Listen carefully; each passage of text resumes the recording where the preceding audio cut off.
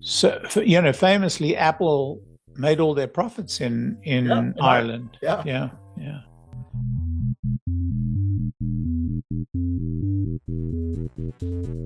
So monetary policy, tight and deflationary. Yes. This is like, you want me to start my rant on Powell again, or should I? No. Yeah, it's all said right here. Yeah. The real rate of inflation. There's the real rate of inflation is right there. Yep. 2%. I mean, there's a decimal point above 2% or a decimal point below, 1 or 2 decimal points above. I mean, classically, the Federal Reserve Bank says, look, we don't want to go below 2% because there's dangers in that. There be dangers in that, swamp. And so they say we don't want to do that because of the possibility of deflation. That's why we chose 2%. So we get very cautious as we approach 2%. Very cautious, right? Because if we're going downwards and we're approaching 2%, we say, well, stop all the monetary work, let the economy take care of it. Not too late, Powell. Sometimes Trump's, monikers work very well. Right, that's right.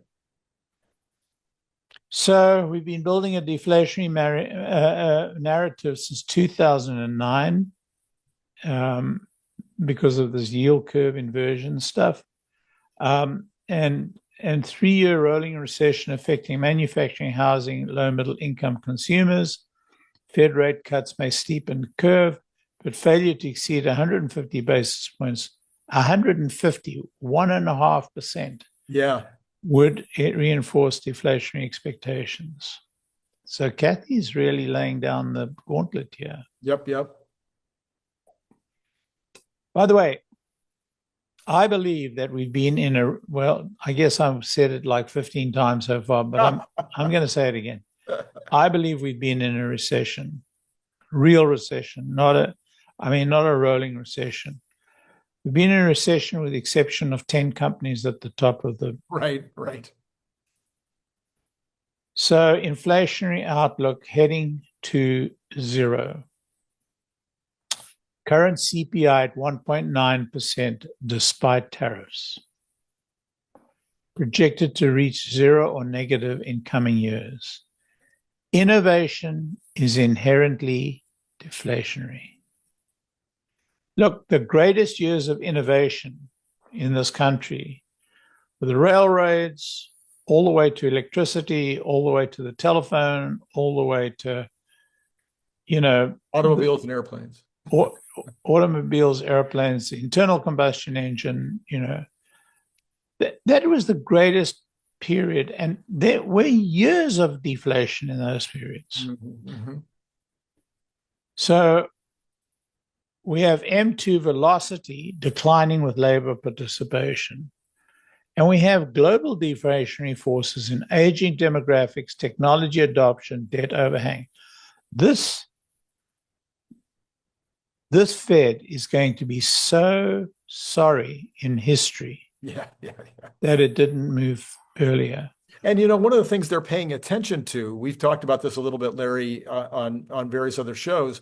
They're paying so much attention to this Michigan survey of consumer sentiment, they call it. And Kathy even mentioned the Michigan survey, and she said she's lost faith in it. Yeah. And part of the reason she said it might have been the way they're collecting the data or the way that they're asking the questions. I think part of it is that they don't have a control over is that the bifurcation of the consumers now so anti-Trump and so pro-Trump, you got 99% either way, that that the people they're asking, if they're anti-Trump, they're saying, oh yeah, we think inflation is going to go to 9%. This is crazy. Nobody actually believes inflation is going to 9%. But saying it, and they use this information to come up with their thoughts about how to base the economy.